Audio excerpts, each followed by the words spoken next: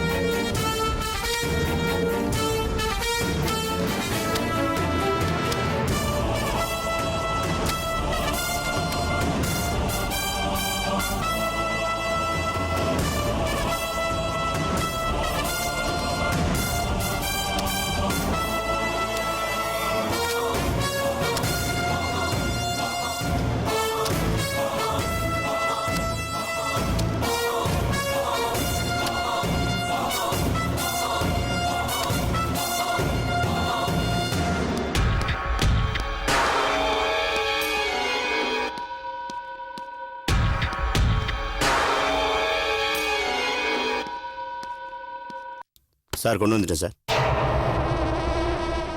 இதுல 5 கோடி ரூபாய் இருக்கு. என்னோட அன்பளிப்பா வச்சுக்க. எடுத்துட்டு போய் சந்தோஷமா இரு. உன் தகுதிக்கு ஏத்த மாதிரி பொண்ணை பார்த்து லைஃப்ல அப்படியே செட்டில் ஆயிரு. முடியாதுன்னு நான் மறுத்தேன். இந்த பாரு தம்பி, நான் உன்னை விட வயசுல பெரியவன், அனுபவசாலி. என் பேச்ச கேட்டா உனக்கு நல்லது. என் பொண்ணு ரேணுகா மேல உனக்கு உண்மையான காதல் இல்லைன்னு எனக்கும் தெரியும், உனக்கும் தெரியும். உன் காதல் எல்லாம் நான் சேர்த்து வச்சிருக்க பணத்து மேலதான். ஆனா அது உனக்கு கிடைக்காது. எவ்வளவுக்கு எவ்வளவு ஆசை அதிகமா இருக்கோ அவ்வளவுக்கு அவ்வளவு ஆபத்தும் அதிகமா இருக்கும். அதை முதல்ல நீ புரிஞ்சுக்க. கிடைச்சதை வச்சு சந்தோஷமா வாழ கத்துக்க. அப்பதான் நீ உயிரோட இருப்ப. இல்லைன்னு வை, உன்னோட சேர்ந்து உன் மொத்த ஃபேமிலியும் கஷ்டப்பட வேண்டியிருக்கும். அதுக்கப்புறம் உன் இஷ்டம். ஏய், இந்த பேகை கொடுக்க வேண்டிய இடத்துல கொடுத்தேன்னு வச்சுக்க, உன் குடும்பம் மொத்தத்தையும் இருக்கிற இடம் தெரியாம பண்ணிடுவாங்க. அதுக்கப்புறம் உன் வீட்டை இடிச்சு கல்யாண மண்டபமா ஹாஸ்பிட்டலோ கட்டுற மாதிரி இருக்கும். டேய், உனக்கு 60 செகண்ட் டைம் தரேன். அதுக்குள்ள உன் முடிவு என்னன்னு எனக்கு தெரிஞ்சாகணும்.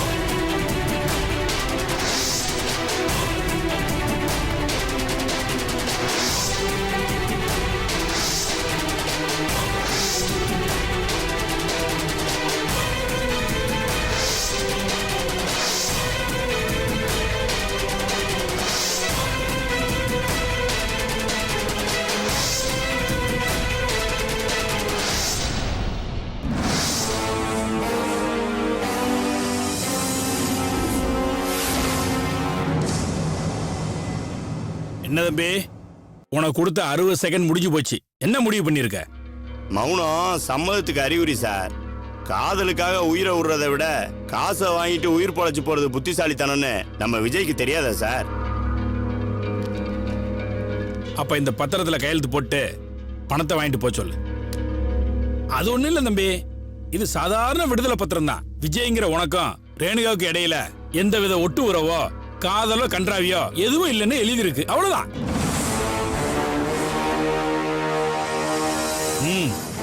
போடு.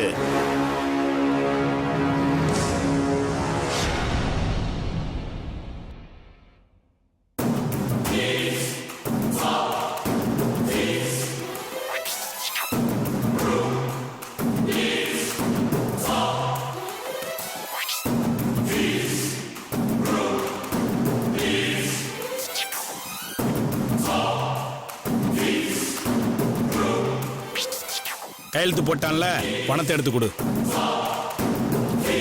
இந்தா. எடுத்துக்க. சரியா இருக்கான்னு எண்ணி பார்த்துக்க.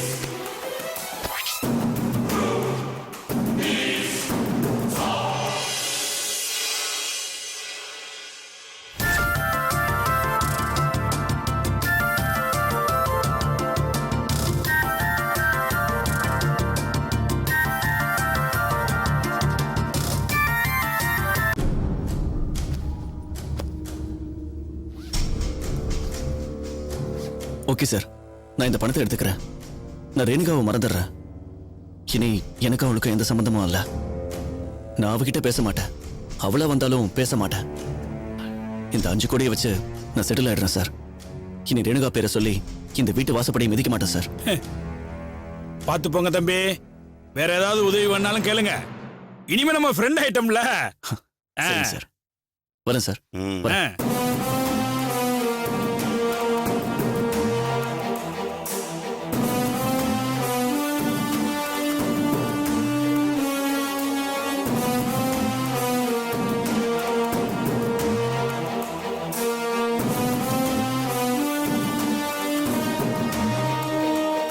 சார், இந்த கேமராவில் அவன் பேசினா அவ்வளவையும் ரெக்கார்ட் பண்ணி வச்சிருக்கேன். Very good.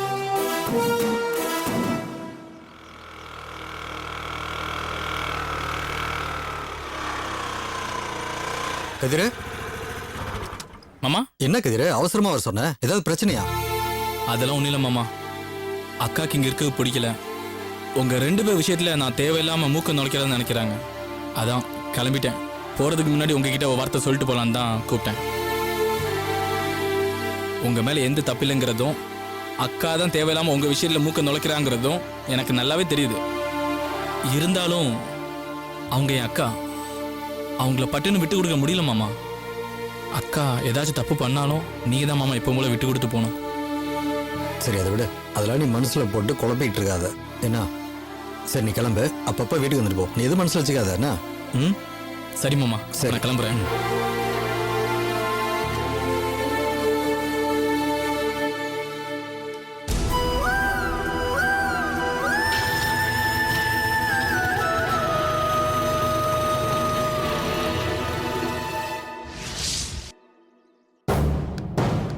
அப்பா, அப்பா, அப்பா.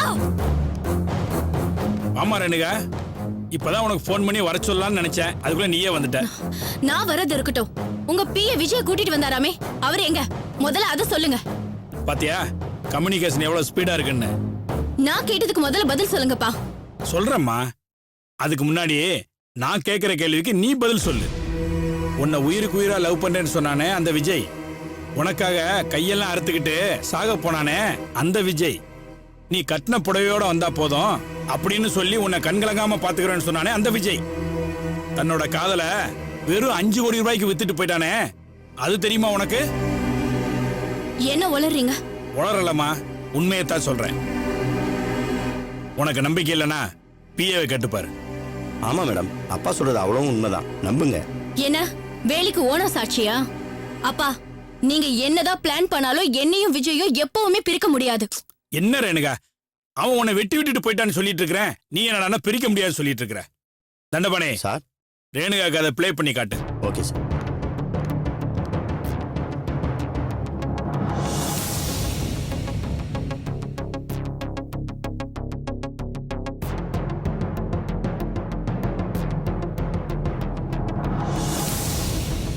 உட்காருமா. இல்லப்பா,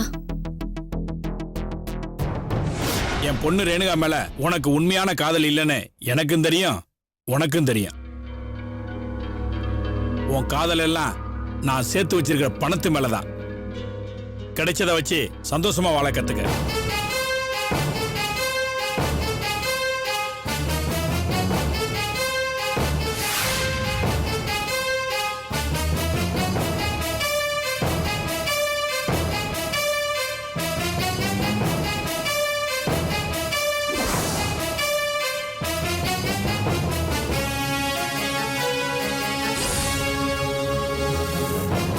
இந்தா. எடுத்துக்க.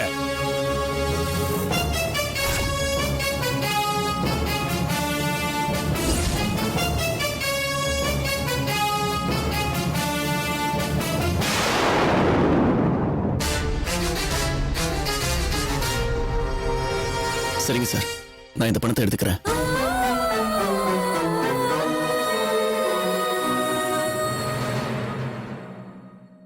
நான் ரேணுகாவை மறந்துடுறேன்.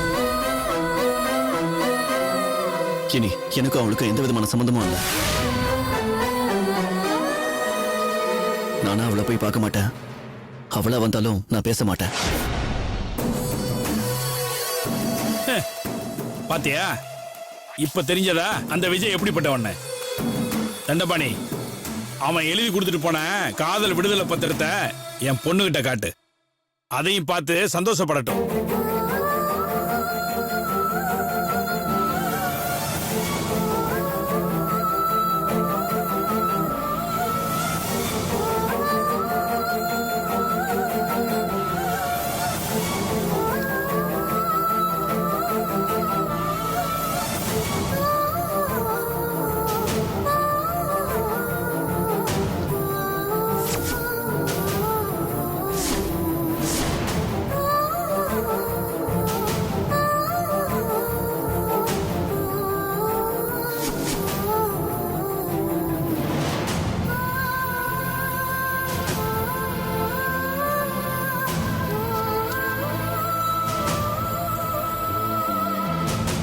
பாத்தியாம்மா, நீ காதலிச்சவன் பிராடுன்னு நிரூபிக்கிறதுக்கு எனக்கு 5 கோடி ரூபாய் நஷ்டம்.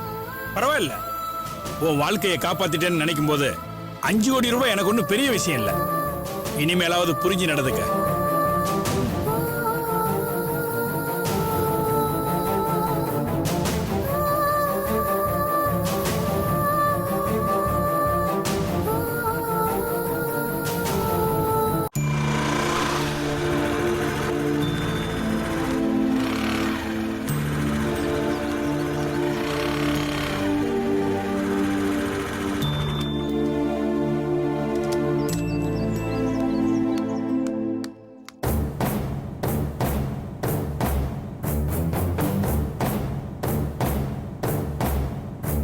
ராணி,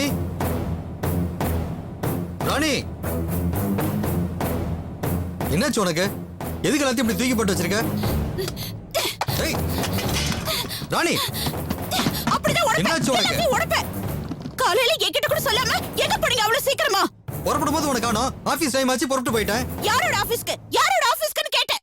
எங்க அன்னைக்கு கோயில வச்சு பார்த்தாலே அவளோட ஆபீஸ்க்கா? விருந்து பலமா இருந்திருக்குமே. என்ன மீனா, சிக்கனா, மட்டனா என்ன செஞ்சு கொடுத்தா அவ? என்ன விருந்து சாப்பாடோட நின்னுச்சா இல்ல அவளையே?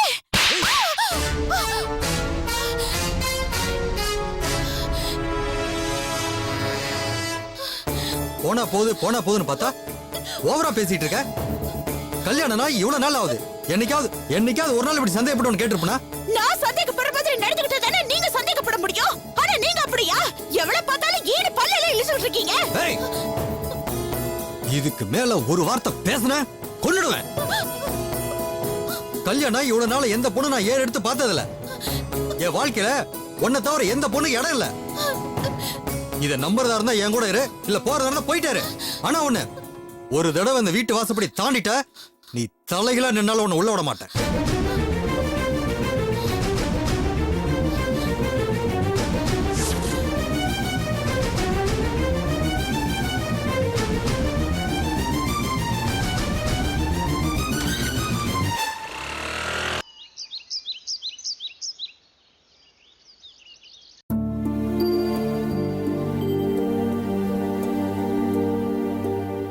விஜய், என்னடா அது? டே விஜய், என்ன விஷயமாடா உன்னை வர சொன்னாங்க? எதுக்காக கூப்பிட்டாங்க? அண்ணே, இது என்னது பேக்? ஆமா, வந்து பாரு.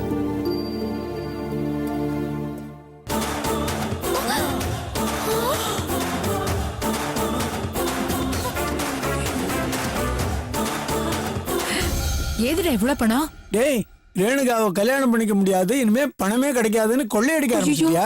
அண்ணா, கேட்டுட்டே இருக்காங்களே, ஏது இந்த பணம் சொல்லு. ஐயோ, இது ரேணுகாவோட அப்பா கொடுத்தது. அப்படின்னா ரேணுகோட அப்பா உங்க கல்யாணத்துக்கு சம்மதிச்சிட்டாரா? இது அட்வான்ஸ் வரதட்சணையா? ஏண்டா, வரதட்சணை வாங்க போறேன்னு எனக்கு ஒரு போன் பண்ணி சொல்லிருக்கலாம்ல. நானும் உங்க கூட வந்திருப்பேனே, அப்ப அமௌண்ட் கூட சேர்த்து வாங்கி தந்திருப்பேன்ல. அப்பா, இது வரதட்சணை பணம் இல்ல, செட்டில்மெண்ட் பணம். என்னடா சொல்ற? என்ன செட்டில்மெண்ட்? நீ என்ன அவங்க கிட்ட வேலையை செஞ்ச? இது செட்டில்மெண்ட் இல்ல. அவர் பொண்ணு ரேணுகாவை நான் மறக்கிறதுக்கு அவர் கொடுத்த ஃபுல் செட்டில்மெண்ட் 5 கோடி ரூபாய். அப்போ ஆஃப்டர் ஆல் 5 கோடிக்காக உன் லவ் வித்துட்டியா? ரேணுகாவை எப்படியாவது கல்யாணம் பண்ணிருந்தா 100 கோடி ரூபாய் கிடைச்சிருக்கும்ல. அதானே, நீ ஏன்டா எதுக்கு ஒத்துக்கிட்ட? முடியாதுன்னு சொல்ல வேண்டியதுதானே? முடியாதுன்னு சொல்லியிருந்தா நான் இப்ப உங்க முன்னாடி நின்னு பேசிட்டு இருக்க முடியாது. இந்நேரம் என் கதையே முடிச்சிருப்பாங்க. அதான் வந்த வரைக்கும் லாபம்னு கொடுத்ததை தூக்கிட்டு வந்துட்டேன். 100 கோடி ரூபாய் போயிடுச்சுதான். சரி, கிடைச்ச வரைக்கும் லாபம்னு திருப்திப்பட்டுக்க வேண்டியதான். வேற என்ன பண்றது? விஜய், நீ ஒண்ணு பண்ண. நீ ஒன்னும் சொல்ல வேண்டாம். நீ ஏதாவது சொல்லி என் மனசை மாத்திடுவ. நான் ஒரு பெரிய பிளான் வச்சிருக்கேன். நான் சொல்றத மட்டும் கேளுங்க. இந்த சின்ன மீனை போட்டுதான் பெரிய மீனை பிடிக்கணும். அதுக்கு முதல்ல 3 ஃபாரின் கார் வாங்க போறோம். Each 1 crore. என்ன 3 கோடி ரூபாய் போட்டு கார் வாங்க போறியா? அதுவும் 3 காரா? ஹேய், அதுக்கேண்டி வாயை பொளக்குற? கார்ல போய் அவ்வளவு பணத்தை கொட்டுறது முட்டாள்தானடா. 1 கோடி ரூபாய் பணத்தை கொட்டி கார் வாங்கி என்ன பிரயோஜனம்? மழையிலயும் வெயிலையும் நின்று வீணா தான் போகும். நான் கோடிகளை கொட்டி ஃபாரின் கார் வாங்குறது ரோட்ல நிறுத்தி அழகு பாக்குறதுக்கு இல்ல. ரேணுகாவை விட பல மடங்கு வசதியான பொண்ண வளைச்சு போடுறதுக்கு. புரியல? புரியுற மாதிரி சொல்றேன். இந்த காலத்துல ஒரு வீட்ல 1 கோடி ரூபாய்க்கு கார் நிக்குதுன்னா அவங்களோட சொத்து மதிப்பு 100 கோடியாவது இருக்கும்னு எல்லா பொண்ணுங்களும் நினைப்பாங்க. அதுலயும் நம்ம வீட்ல 3 கார் நின்னுச்சுன்னா நிச்சயமா நம்ம சொத்து மதிப்பு 300 கோடியை தாண்டும் நினைப்பாங்க. 3 கோடியில கார் வாங்கினது போக மிச்சம் இருக்கிற 2 கோடிய சிட்டில இருக்கிற கல்யாண புரோக்கர்களுக்கு செலவு பண்ணா அவங்க பணத்துக்கு ஆசைப்பட்டு பெரிய பணக்கார பொண்ணுங்களா ஒரு 10-15 பொண்ணுங்களை கொண்டு வந்து நிப்பாட்டுவாங்க. அதுல 500-600 கோடி ரூபாய் சொத்துள்ள ஏதாவது ஒரு பொண்ண நம்ம ஏமாத்தி தட்டிடலாம். 600 கோடி பொண்ணு கிடைக்கலன்னா 300 கோடியில 2 கல்யாணம் பண்ணிக்கிறான். அதான் ஜோசியர் சொல்லியிருக்காரு. பணக்காரங்களை நீ இவ்வளவு சாதாரணமா எடப்படாத. பஞ்ச பரதேசியான நீயே இவ்வளவு யோசிக்கும் போது பல கோடி ரூபாய் பணம் வச்சிருக்கிற, அதுலயும் அவர் அரசியல்வாதி. ரேணுகா அப்பா உன்னை சும்மா விட்டுருவாரா? சும்மா வச்சுக்கோன்னு 5 கோடி ரூபாவை தூக்கி கொடுக்கறதுக்கு அவர் என்ன பைத்தியக்காரரா? இப்ப நம்ம பேசிட்டே இருக்கும்போது கூட நம்ம வீட்டுக்கு போலீஸ் வரலாம். அவர்கிட்ட பணபலம் இருக்கு, பதவி பலம் இருக்கு, ரவுடிங்க பலம் இருக்கு. கொடுக்கற மாதிரி கொடுத்து உன்னை ஏதாவது ஒரு கேஸ்ல சிக்க வச்சு கொடுத்த 5 கோடி புடுங்கிட்டு போயிடுவாரு. நீயும் ஜெயிலுக்கு போயிடுவ. அப்புறம் பாட்டிக்கு விஷயம் தெரிஞ்சு நம்மள பிச்சை எடுக்க வேண்டியதுதான். ஆமா வித்யா, நீ சொல்றதும் கரெக்ட் தான். இந்த விஷயத்தை நான் யோசிக்கவே இல்ல. எப்படியாவது இந்த பணத்தை ரேணுகா கிட்டே திருப்பி கொடுத்துடலாம். அவ சம்மதத்தோடயே அவளை நம்ம கல்யாணம் பண்ணலாம். என்னமா சொல்ற? ஆமாண்டா, பணத்தை ரேணுகா கிட்ட திருப்பி கொடுத்துரு. எங்களுக்கு பயமா இருக்கு. எனக்கும் பயமா இருக்குடா. அதான் சேர்த்து நான் சொல்லிட்டேனே. துரோகி! கேவலம் இந்த 5 கோடி ரூபாய் பணத்துக்காக உனக்கு எனக்கு எந்த சம்பந்தமும் இல்லன்னு எழுதி கையெழுத்து போட்டு கொடுத்திருக்கே பாவி. இப்படி காசுக்கு ஆசைப்பட்டு காதல பலி கொடுக்கறதுக்கு உனக்கு எப்படி மனசு வந்தது? என்ன, நான் பணம் வாங்கிக்கிட்டு நம்ம காதல தூக்கி எறிஞ்சிட்டேன்னு உங்க அப்பா சொல்லி அனுப்பிச்சாரா? அவர் சொல்லிருந்தா கூட நான் நம்பியிருக்க மாட்டேன். அவரை நம்ம காதல பிரிக்கிறதுக்கு போய் சொல்றாருன்னு நினைச்சிருப்பேன். ஆனா அந்த துரோகத்தை என் கண்ணால பார்த்த பிறகு எப்படி நம்பாம இருக்க முடியும்? கண்ணால பார்த்தாளா? நாம போகும்போது ரேணுகா அங்க இல்லையே. அதுக்கப்புறம் கண்ணால பார்த்தேன்னா நடந்ததையெல்லாம் வீடியோ எடுத்து ரேணுகா கிட்ட காமிச்சிருக்காங்களா? என்ன இவளுக்கு எப்படி தெரிஞ்சதுன்னு பாக்குறியா? எங்க வீட்டு கேமரால எல்லாம் பதிவாயிடுச்சு. என்கிட்ட இருந்து எதையும் மறைக்க முடியாது.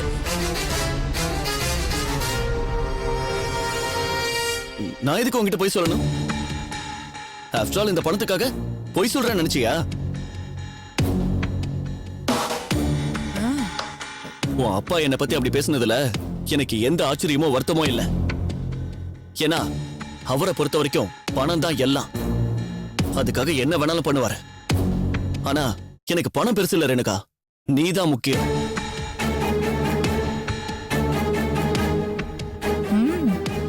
பணத்தை பெருசா நினைக்கிறவனா இருந்தா உன் அப்பா பேச்சு நம்பி நீ என்ன வெறுத்து ஒதுக்கிட்டு போனப்போ நீ இல்லனா வாழ்க்கையே இல்லன்னு சாக போயிருக்க மாட்டேன்.